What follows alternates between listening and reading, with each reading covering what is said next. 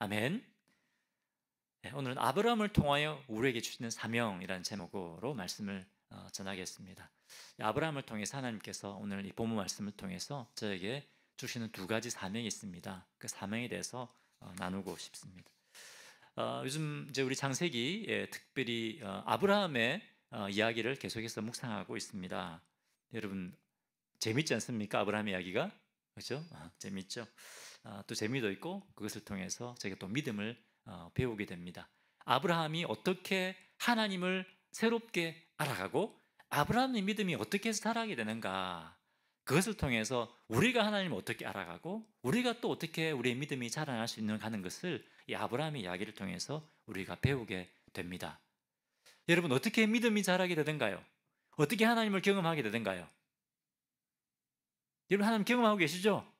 언제 하나님 경험하게 됩니까? 요즘 아브라함 이야기 묵상하고 있지 않습니까? 언제 아브라함 믿음이 성장하던가요? 언제 아브라함이 새롭게 하나님을 알게 되던가요? 움직일 때 아닙니까? 그죠? 믿음으로 움직일 때입니다. 가만히 있는 것이 아니고 믿음으로 움직일 때 그때 살아계신 하나님을 경험하게 되죠. 또 하나님을 경험하는 것에 따라서 아브라함 믿음이 자라게 되는 겁니다. 우리의 믿음이 그냥 자라는 것이 아니라 얼마나 우리가 하나님을 경험했느냐, 얼마나 하나님을 알게 되었냐에 따라서 우리의 믿음이 자라게 되는 겁니다. 하나님을 알지 못하고 우리의 믿음이 절대로 자라지 못합니다. 여러분, 기도하면 기도 응답을 경험하잖아요. 그렇죠? 기도하면 응답하시겠다 말씀하셨기 때문에 그것에 따라 순종하면 하나님 경험하게 됩니다. 그렇죠? 하나님 음성은 어땠습니까? 큐티 말씀을 펴서 이거 묵상하면 하나님 말씀하세요. 하나님을 경험하는 겁니다. 놀랍습니다. 근데 그것도 중요하지만 믿음의 액션을 취할 때 그때 강력하게 하나님을 경험하게 됩니다. 우리의 머리가 아니고, 그죠? 우리의 머리가 아니라 우리의 계산을 내려놓고 아브라함처럼, 아브라함이 창세기 12장에서 아무 보장이 없잖아요. 아무 보장도 없는데 본토 친척 아비 집을 떠나라. 집도 땅도 다 두고 하란을 떠난 겁니다. 그렇게 해서 아브라함이 하나님을 경험하게 되는 겁니다. 저번에 말씀드렸지만 돈도 없는데 선교가라는 마음을 주시니까 가니까 기적이 일어나는 겁니다. 하나님께서 필요를 채워주시는 거예요. 가만히 있으면 경험할 수 없습니다. 근데 우리는 하나님께서 말씀하시는데도 안 될 것 같아, 못할 것 같아, 안 하는 거죠.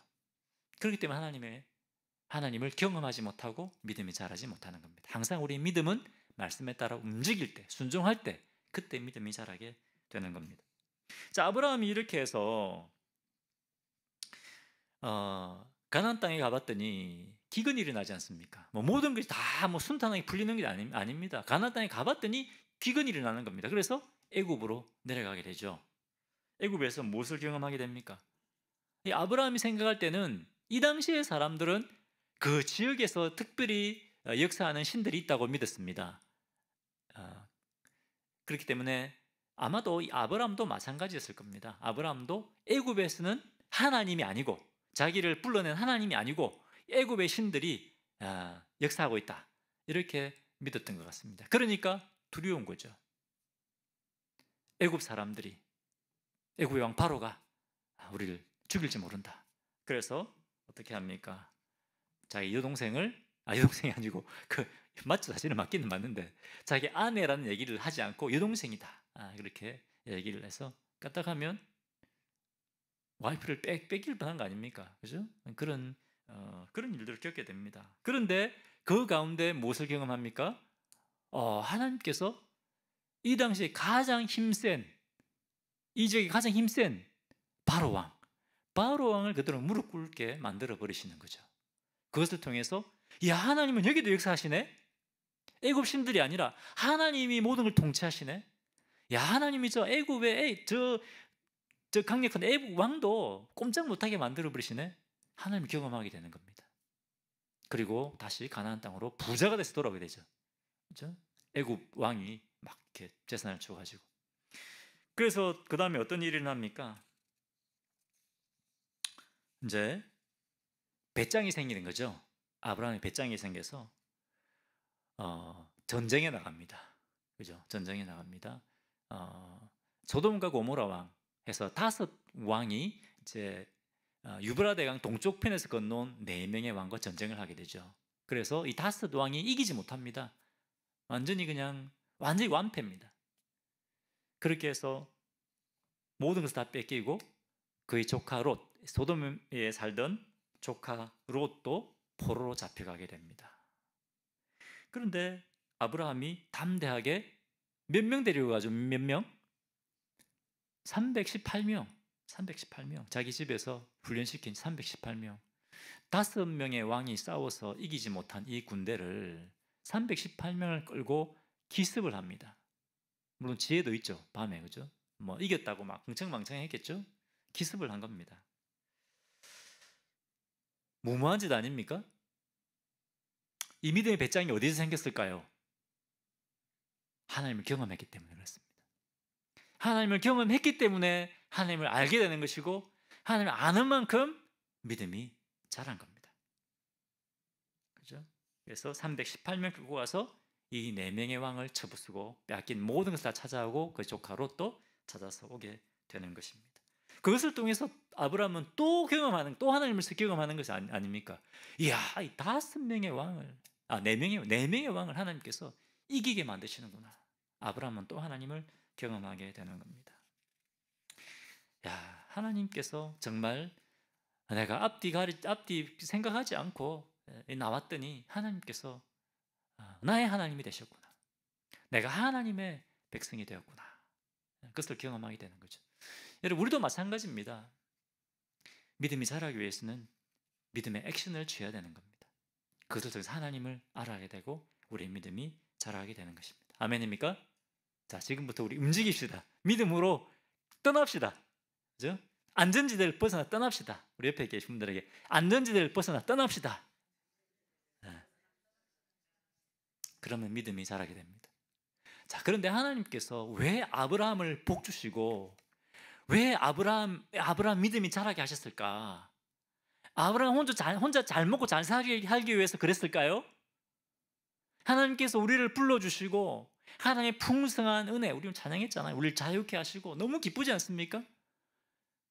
우리만 이 하나님의 은혜를 누리게 하시기 위해서 우리를 부르셨을까요? 그것이 아니라는 겁니다. 오늘 본문에 보면 오늘도 어제 본문 17장에도 나오지만 17장, 18장 계속 나오지만 오늘 본문에도 오늘 이 큐티 본문에도 하나님께서 우리 아브라함에게 주신 아브라함에게 사명을 주신 것을 보여주고 있습니다. 근데 이것은 아브라함에게만 주신 사명이 아니죠. 이 아브라함에게 주신 사명을 통해서 결국 하나님의 백성이 된 우리가 해야 될 우리의 사명이 무엇인가 하는 것을 또 우리에게 보여주고 있는 겁니다. 첫 번째 사명이 뭐냐? 첫 번째 사명은 우리가 경건한 삶을 살 뿐만 아니라 우리가 하나님 백성다운 삶을 사는 것이 아니라 우리의 다음 세대도 하나님을 섬기고 하나님의 말씀대로 살아가는 경건한 사람들로 세우라는 것입니다. 그것이 아브라함에게 주신 첫 번째 사명입니다. 18절 보겠습니다. 18절 아브라함은 강대한 나라가 되고 천한 만민은 그로 말미암아 복을 받게 될 것이 아니냐. 아브라함을 통해서 강대한 나라, 이스라엘을 세우실 것이라는 겁니다. 그리고 아브라함을 통해서 모든 나라가 만민이 복을 받게 될 것이다. 아브라함이 뭡니까? 복의 통로가 된다는 것이죠. 복의 통로. 왜 그러면 아브라함을 복 주고 아브라함으로 하여금 복의 통로가 되게 하는가? 하나님께서 왜 우리에게 그 감당할 수 없는 그 충만한 은혜를 우리에게 부어주시느냐? 19절에 나온 19절을 보겠습니다. 19절 같이 한번 읽어볼까요? 자, 시작. 내가 그 자식과 권속에게 명하여 여호와의 도를 지켜 의와 공도를 행하게 하려고 그를 택하였나니 이는 나 여호와가 아브라함에게 대하여 말한 일을 이루려 함이니라. 그냥 복만 주는 것이 아니죠. 뭡니까? 여호와의 도를 지켜 의와 공도를 행하게 하려고 그를 택했다는 겁니다. 우리가 하나님의 백성답게 우리가 거룩하고 의로운 삶을 살게 하시기 위해서 경건한 하나님의 백성이 되게 하기 위하여 우리를 부르셨다는 겁니다. 근데 아브라함만 이 삶을 사는 것이 아니고 뭐죠? 내가 그로 그 자식과 권속에게 명하여, 아브라함만이 아니라 그 다음 세대까지 계속해서 뭡니까? 하나님의 경건한 백성이 되게 하기 원한다. 그것을 위해서 아브라함을 택하셨다는 겁니다. 여러분, 하나님께서 우리를 만나 주셨습니다. 아브라함을 만나 주신 것처럼 우리를 찾아오셨습니다. 우리를 만나 주셨습니다. 우리에게 나타내 보여주셨습니다. 복을 주셨습니다. 그것을 통해서 이제 우리로 하여금 하나님의 경건한 백성으로 살기 원하신다는 겁니다. 뿐만 아니라 뭐죠? 우리의 다음 세대까지 경건한 삶을 살기를 원하신다는 것입니다. 이것이 우리의 사명입니다. 나 혼자 우리 세대만 예배 잘 드리고 은혜 받고 그렇게 살면 되겠습니까? 지금 그렇게 살라고 말씀하십니까? 아니죠. 다음 세대입니다. 다음 세대를 하나님의 사람으로 세우는 것입니다. 근데 이 다음 세대라고 할 때 이것은 우리 자녀만 말하는 것이 아닙니다. 물론 우리 자녀부터 시작해야 되겠죠. 우리 자녀부터 시작해야 됩니다. 그리고 또 내 자녀만이 아니고 우리 교회 공동체의 우리 자녀들입니다. 그럼 우리 교회 공동체에 있는 우리 자녀들만 다음 세대일까요? 아닙니다. 이 세상에 있는 다음 세대, 그죠? 다 말하는 것입니다. 그들을 경건한 하나님의 백성이 되게 하는 것, 그것이 우리의 사명입니다. 이것이 너무나 중요한 사명입니다. 그러기 위해서는 어떻게 해야 되겠습니까? 우리가 먼저 경건한 사람이 되어야죠. 우리가 경건한 삶의 본을 보여야 됩니다. 우리가 삶 속에 우리 가정에서 먼저 제일 바빠도 먼저 기도하고 말씀 묵상하고 하나님 의지하는 것을 우리 자녀들에게 가정에서 보여야 됩니다. 그러나 보이려고 하는 건 아니죠. 그런 삶을 살 때 자연스럽게 자녀들은 그것을 보고 배우게 되는 거죠. 많은 믿음의 사람들이 다 그런 건 아니죠. 물론 이제 믿음의 첫 1세대도 있지만 믿음의 2세대, 3세대 보면 훌륭한 정말 하나님의 사람들을 보면 다 부모님을 통해서 그 믿음을 배웠다라고 하는 분들이 너무 많습니다. 아침에 새벽에 어머니의 기도를 듣고 잠을 깼다. 많습니다. 그렇죠? 우리가 그렇게 해야 되는 것입니다. 우리가 하나님만 사랑하고 그리고 하나님을 두려워하는, 하나님을 경외하는 것을 하나님을 경외하는 삶을 살아야 됩니다. 요즘 하나님을 경외하는 모습들이 없어요. 우리가 그런 삶을 살아야 됩니다. 우리 하나님은 사랑할 뿐만 아니라 하나님은 또 두려워해야 될 뿐이구나. 그것을 우리 삶을 통해서 나타내 보여야 되는 겁니다. 우리가 하나님 앞에 나아가는 모습을 통해서, 모범을 통해서 자녀들에게 그것을 가르쳐야 됩니다. 여러분, 집에서 자녀들과 함께 큐티하셔야 됩니다. 자녀들과 함께 가정에서 가정 예배를 드려야 됩니다. 주님이 그것을 우리에게 원하십니다. 우리가 믿음의 본을 보일 뿐만 아니라 또 두 번째는 우리의 다음 세대가 믿음 생활을 잘 할 수 있는 그런 여건을 우리가 만들어 줘야 됩니다. 저는 2세들이 쓴 논문과 2세들이 쓴 책도 읽어봤습니다. 도대체 2세들이 뭘 생각하느냐, 왜 2세들이 교회를 떠나느냐. 물론 계속 남아 같이 1세대와 함께 잘하고 있는 교회도 있지만 많은 경우에 교회를 떠나고 싶어합니다. 자기 자신들의 교회를 세우기 원합니다. 왜 그럴까요? 1세대들이, 우리 기성세대들이 자신의 것을 내려놓지 않기 때문에 그렇습니다. 계속 붙잡고 있기 때문에 그렇습니다. 1세대들이 기독권을 내려놓지 않기 때문에 그렇습니다. 여러분, 기성세대인 우리가 은혜 받는 방법과 2세들이 은혜 받는 방법이 다릅니다. 우리 부흥회를 통해서 엄청 은혜 많이 받았지 않습니까? 자, 우리 2세들 데려놓고 부흥회식을 하면 은혜 받겠습니까? 받을 수 있겠죠. 주님이 하시면. 근데 문화라는 게 정말 중요해요. 문화거든요. 문화는 언어가 전파되는 통로거든요.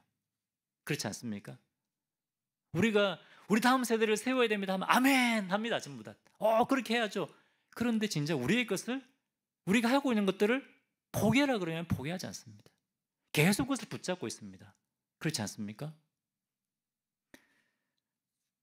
우리가 내려놔야 됩니다. 어떤 분들은 이렇게 얘기하더라고요. 이렇게 얘기를 하더라고요. 아니 왜 우리가 항상 손해봐야 되냐? 에? 왜 우리가 손해봐야 되냐? 그럼 여러분 누가 손해봐야 되겠습니까? 우리 다음 세대들한테 손해를 봐라고 그렇게 얘기해야 되겠습니까? 다음 세대를 생각하면서 우리 찬송가 좋죠. 우리가 은혜 참 많이 되지 않습니까? 다음 세대를 고려하는 교회들 가보면 찬송가를 편곡해요. 편곡. 찬송가도 부르고 또 편곡해서 다음 세대들이 부를 수 있도록 편곡을 해요. 그렇게 해서 믿음이 연결되어지는 거죠. 우리가 가지고 있던 신앙의 전통과 그리고 또 새로운 세대가 부를 수 있는 그런 것을 해서 믿음을 연결시키는 겁니다. 우리가 그런 것들을 우리가 해야 되는 것이죠. 우리 교회 시설, 여러분 우리가 좋아하는 것을 붙들면 안 됩니다. 다음 세대를 중심으로 의사결정을 해야 됩니다. 그렇지 않습니까? 그게 너무 중요한 겁니다. 다음 세대들을 어떻게 우리가 다음 세대들이 어떻게 교회를 떠나지 않냐고 계속해서 믿음의 삶을 살 수 있을 하게 할 것인가? 그것은 우리가 붙들고 있는 기득권을 내려놓고 다음 세대를 세워야 됩니다. 그렇게 할 때 다음 세대의 리더십이 교회에서 세워지는 겁니다.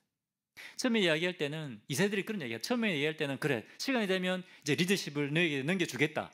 근데 시간에도 안 넘겨준다는 거예요. 계속 1세들이 그걸 붙들고 있다는 거예요.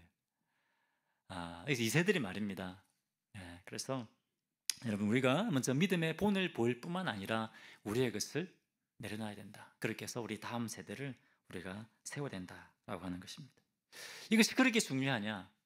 여러분 예수님 하나님을 제대로 믿는 것이 가장 큰 복입니다. 지금 유럽에 한번 보십시오. 유럽은 벌써 꽤 몇십 년 됐습니다. 유럽은 점점 교회 사람들이 이제 신앙을 버리고 교회를 떠났습니다. 그러면서 한참 이제 미국이 신앙이 뜨거울 때 뭐라고 한지 아십니까?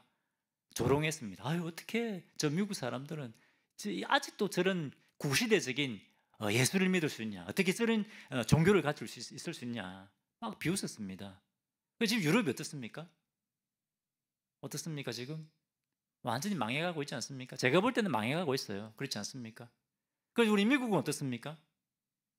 우리가 하나님을 믿는 그 신앙을 떠날 때, 그렇죠? 하나님의 복으로부터 우리가 떠나게 되는 겁니다. 너무나 중요한 겁니다. 우리가 오직 하나님만 사랑하고 하나님만 경외하고 그리고 그 신앙을 우리가 다음 세대에 넘겨주는 것. 그래서 하나님의 뜻대로 살게 하는 것. 그것보다 더 큰 복은 없습니다. 아멘이십니까? 첫 번째, 하나님께서 아브라함에 주신 사명, 그리고 우리에게 주신 사명은 우리가 경건한 삶을 살 뿐만 아니라 그 경건 믿음의 삶을 다음 세대에 넘겨주는 것입니다. 두 번째 사명은 우리가 세상을 향한 선지자요, 그리고 중보자로 사는 것입니다. 하나님께서 아브라함을 선지자로 부르셨습니다. 처음 들어보셨습니까? 선지자로 부르시고 중보자로 삼으셨습니다. 17절 보겠습니다. 여호와께서 이르시되 내가 하려는 것을 아브라함에게 숨기겠느냐? 뭡니까? 내가 하려는 것을 아브라함에게 숨기겠느냐? 이제 아브라함이 점점 믿음이 자랍니다. 하나님께서 이제 아브라함을 동력자로 보기 시작하는 겁니다. 물론 아직 부족하죠. 너무나 부족함에도 불구하고 이 아브라함을 어떻게 봅니까? 동력자로 보는 겁니다. 내가 할 일을 아브라함에게 숨기겠느냐? 이제 아브라함에게 알리겠다는 겁니다. 그래서 여기서 하나님께서 아브라함에게 알리고자 하시는 일이 뭡니까? 어떤 일입니까? 20절입니다.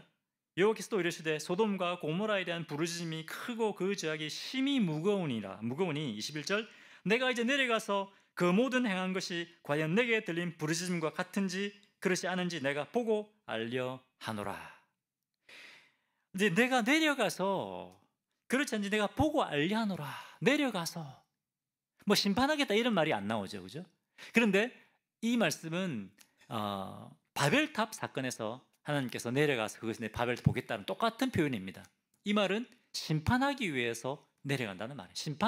하나님께서 심판하시겠다는 말입니다. 하나님께서 이 소돔을 심판하시겠다는 말입니다. 하나님께서 이 롯이 살고 있는 이 소돔 사람들이 너무나 악해서 이제 심판하고 그들을 완전히 멸망시켜 버리겠다라고 하는 것입니다. 이것을 지금 아브라함에게 알려주시겠다고 하는 것입니다. 여러분, 하나님께서 미리 행하실 것을 누구에게 알려주셨습니까? 구약성경에 보면 누굽니까? 누구에게 알려주셨죠? 선지자들.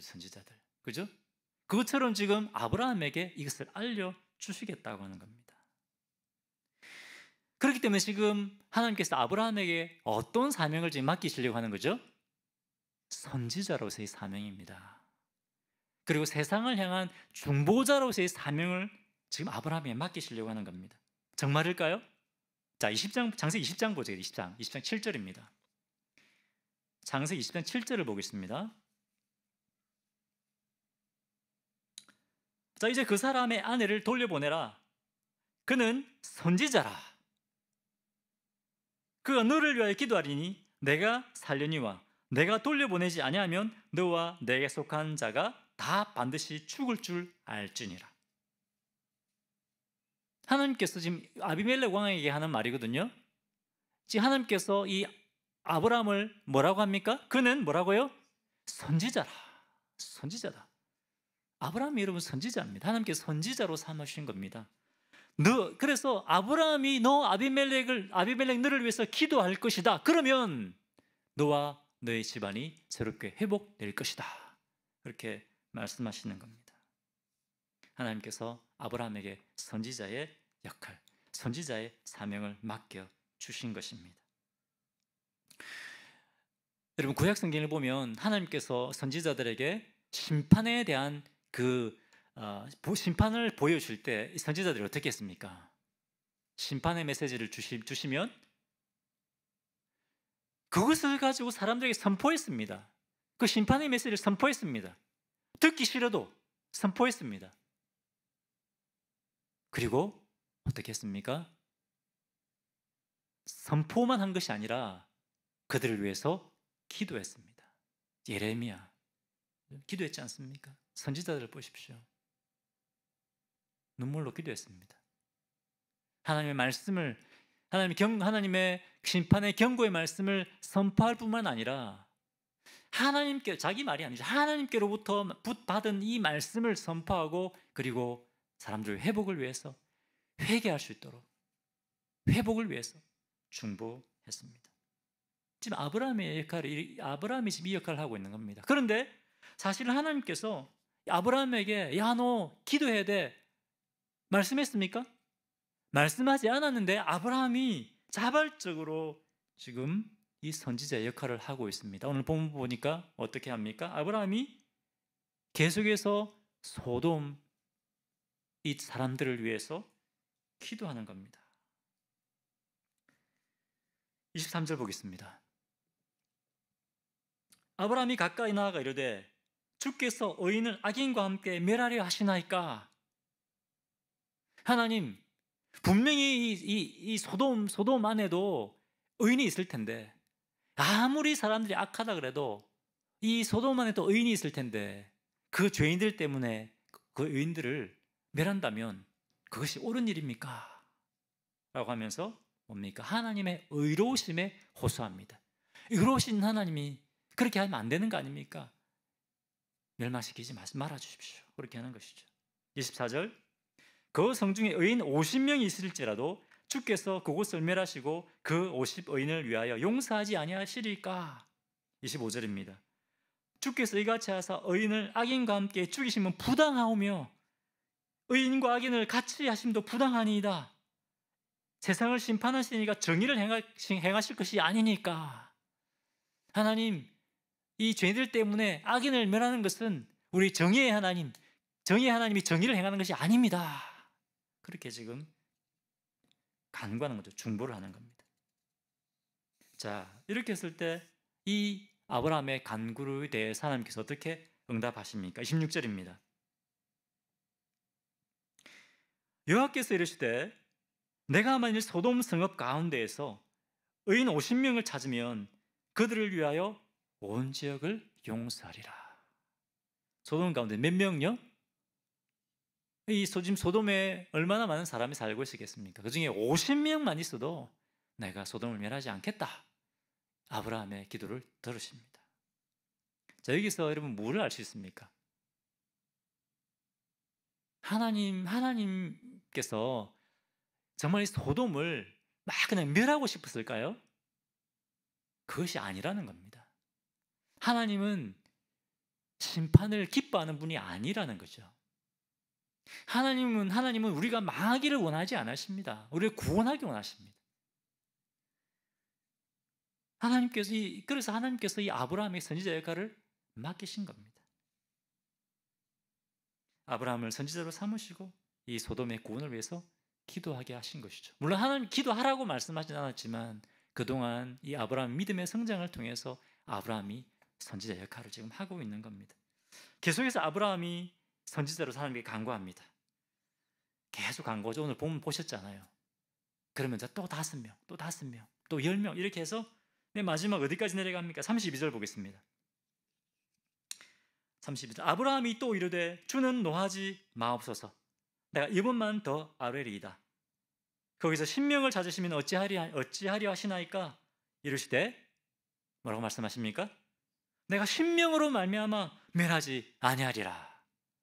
10명만 있어도 내가 멸하지 않겠다. 하나님은 심판을 기뻐하시는 분이 아닙니다. 여기에서 이제 멈춥니다. 50명에서 10명까지 내려갔습니다. 자, 그런데 여러분 어떻습니까? 이 하나님께서 아브라함의 기도를 들으셨습니다. 그런데 소돔이 어떻게 됐습니까? 망했습니다. 의인 10명이 없어서 망했습니다. 의인 10명이 없었습니다. 롯밖에 없었습니다. 안타까운 것이죠.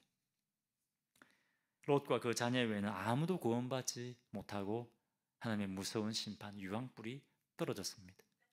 이를 통해 우리가 뭘 알 수 있습니까? 하나님께서는 심판을 기뻐하지 아니하시지만 그럼에도 불구하고 회개하지 않으면 하나님은 어떤 분이시라고요? 반드시 심판하시는 분이시라는 것을. 그것도 무섭게 유황불로 모든 것을 불로 다 태워서 심판해버린다는 것을 보여주고 있습니다. 그럼에도 불구하고 우리는 아브라함처럼 어떤 역할을 해야 된다고요? 선지자 역할, 중보자 역할을 해야 됩니다. 여기서는 아브라함의 선지자 역할이 중보하는 것밖에 없습니다. 하지만 보통 여러분 선지자가 어떤 역할을 했습니까? 선지자는 먼저 하나님의 말씀을 받았습니다. 자기가 원하는 걸 선포하지 않았지 않습니까? 하나님이 주신 말씀을 선포했습니다. 선지자에게 먼저 하나님의 말씀이 임했습니다.